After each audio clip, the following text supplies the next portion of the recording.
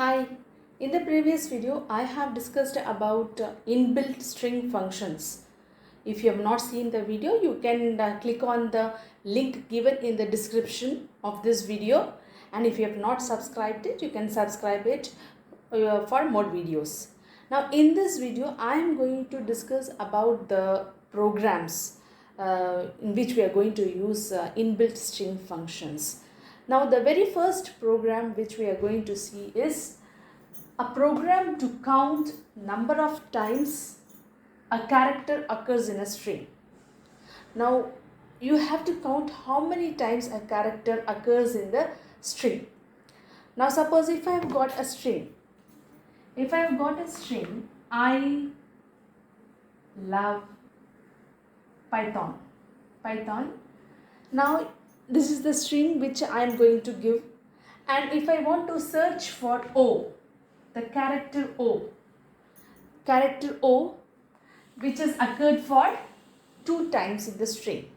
The character O has occurred for 2 times in the string, and you have to get the answer as 2. The character O has occurred for 2 times.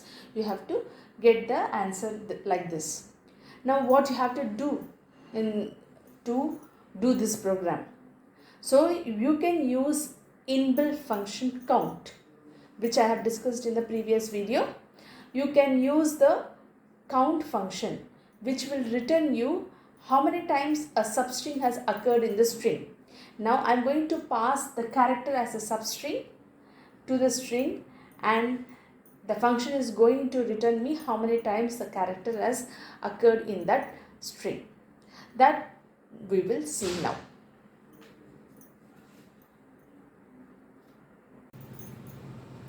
Now here is the program.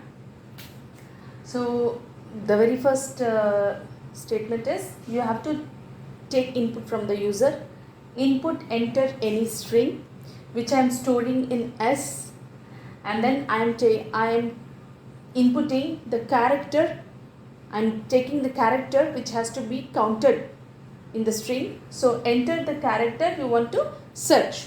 So that I am storing in variable C, and I am using the inbuilt function count. S.count, that is string.s.count, and I am passing C as a parameter. C is nothing but the character that has to be searched as substring. I am passing it to the function. So s.count, this will return you how many times the character C has occurred in the string, and it will store in the variable n. And I am just printing the statement, the number of times C character has occurred is n. Suppose if the character which you are giving is not found in the string, the function will return you 0. Suppose if I give the input as I love Python, and if you give X as input, the character that has to be searched, then it will give you here answer as 0. If I give O, then it will return you 2. The number of times O has occurred is 2.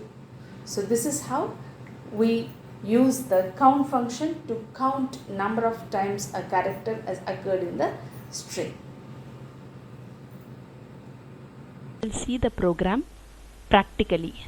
Here is the program where I am using the input function to take string from the user, any string from the user, enter any string, and then I am taking a character that has to be searched and counted in the string. So I am just using the input function to take the character from the user, and I am storing in variable C, and then I am using the inbuilt function count, which will return as the total number of times the character C has occurred in the string S, and that number will get stored in N. Now finally I am just printing the number of times character C occurred is N. So now let us run the program and see.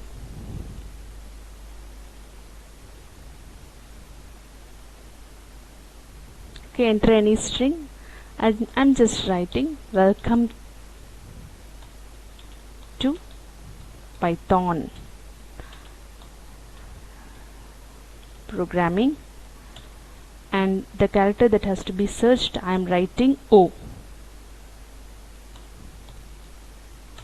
and number of times character O occurred is 4 times. Yes, the character O has occurred for 4 times. Okay, so this is how you write the program to count number of times character has occurred in the string. And you have to notice here is in the count, this C, character C, is acting as a substring that has to be searched in S. The character has got converted into string, and the count will search for the substring C in the original string S.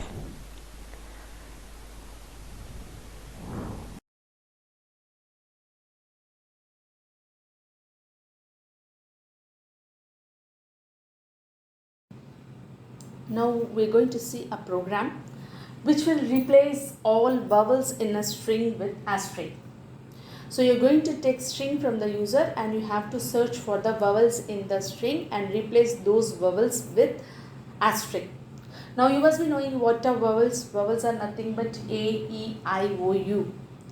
It can be in the capital. A user can enter in the capital form also, A, E, I, O, U.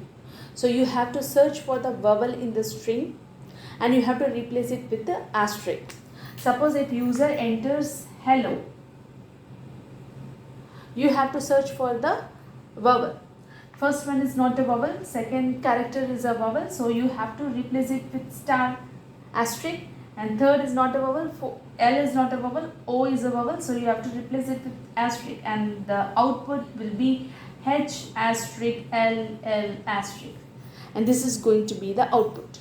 So now we will see how to write this program, replacing the vowels with asterisk.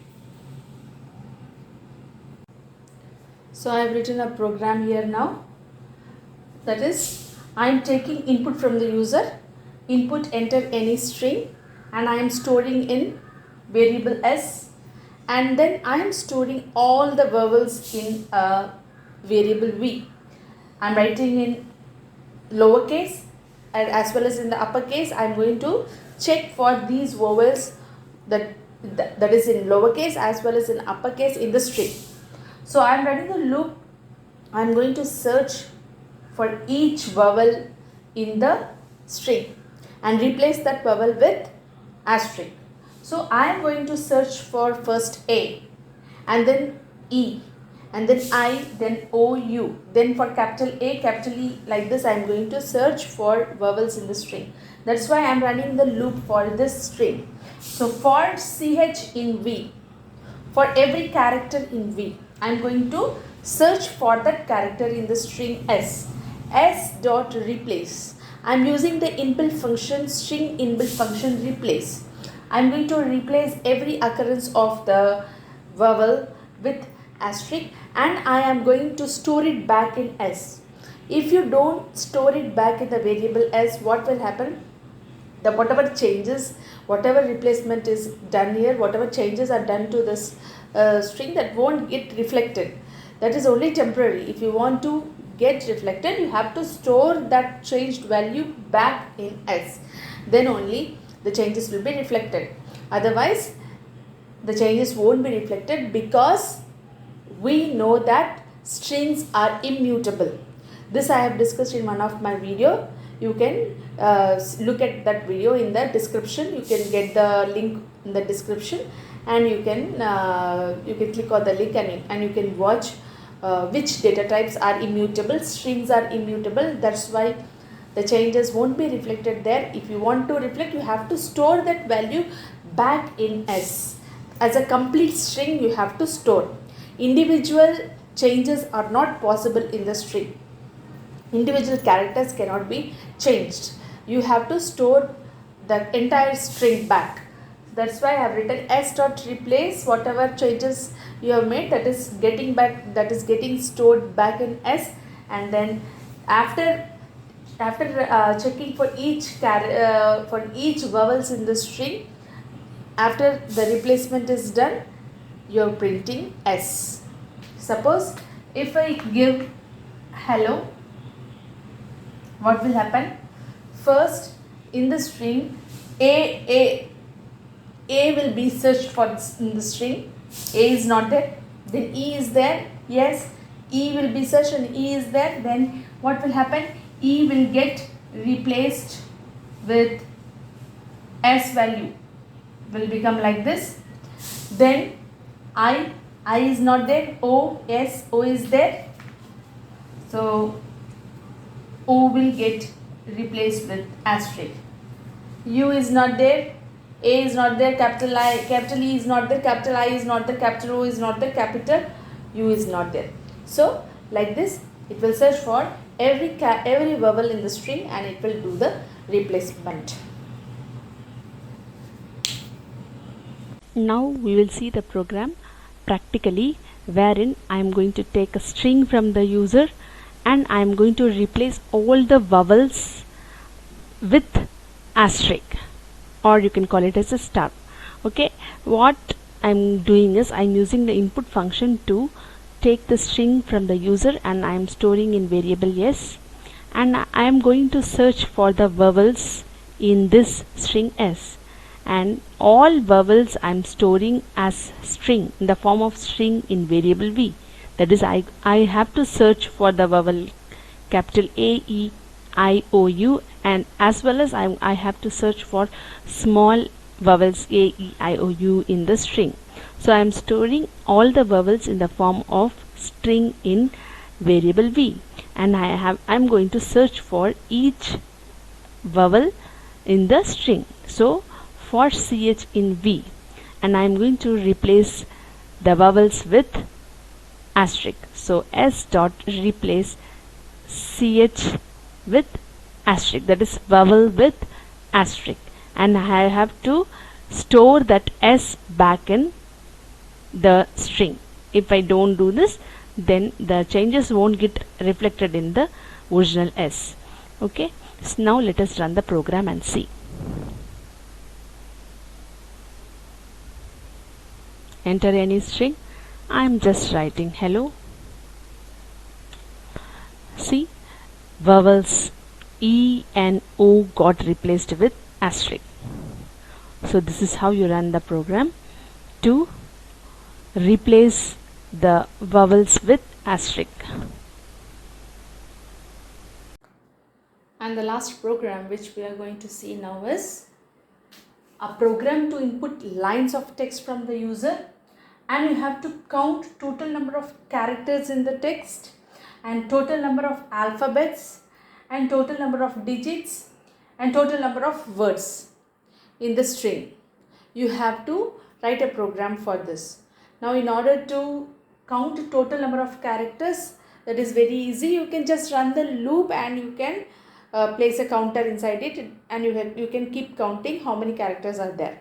That is simple. What will you do to count number of alphabets? You can use inbuilt function isapha. That will return you true or false. If it is alphabet, then you can count the number of alphabets. If it is not alphabet, if it returns you false, you need not count that. Similarly, you can count for number of digits. Isdigit function which is available in strings, that is inbuilt function isdigit, and total number of words. How will you count total number of words? That is, you can check for space. If there is a space, that means it is the end of one word, and you can keep a counter over there to count number of spaces will give you number of words. Okay, that in order to count number of space, you have to use isspace function. Okay, so now we will write the program of this.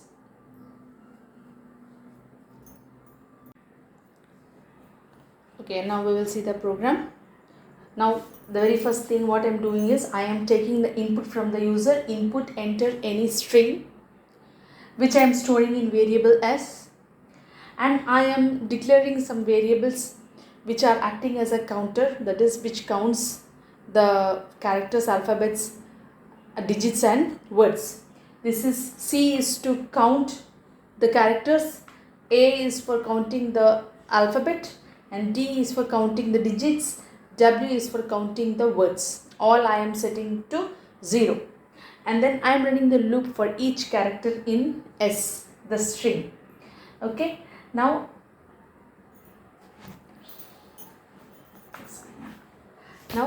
for ch in S, now if ch is alpha, if it is an alphabet is alpha, then you have to increment the counter A is equal to A plus 1. Else if ch dot is digit, if it is a digit, then you can increment the counter D. Else if ch dot is space, if it is a space, then it means it is a word. You have to increment the counter W, W is equal to W plus 1. Then now this is not part of if statement, this is part of for. It keeps incrementing the counter C to count total number of characters. Okay, C is equal to C plus 1 to count total number of characters. Now you, after that is what you have to do is, after the for loop gets over, in order to consider the last word as one of the word, in order to count the last word, then you have to check if the user string is not equal to space, that is if user has not entered space, that is if user has not entered any string, then if he has entered a string, if he has not entered any string, then don't increment the word, because he has not entered anything. Suppose if user enters a string, then in order to consider the last string, you have to increment W is equal to W plus 1, that is to increment the words. Now finally you display total number of characters is C, alphabets A, digits D and words W. So this is how you can write a program to count total number of alphabets, digits, words and total number of characters.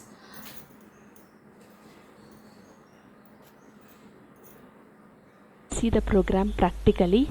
I am taking string from the user using input function, and I am declaring the counters for counting the alphabets, digits and words with 0. So okay, I am counter A, D, W is equal to 0, and now I have to run the loop for each character in the string to check whether character is an alphabet or it is a digit or it is a space. If it is space means it is a word. Okay. So for ch in S, I am checking if ch is alpha. I am using the inbuilt function is alpha to check whether it is an alphabet. Else if it is digit, to check whether it is a digit, character is a digit, and then whether character is a space. If it is space, that means it is a word.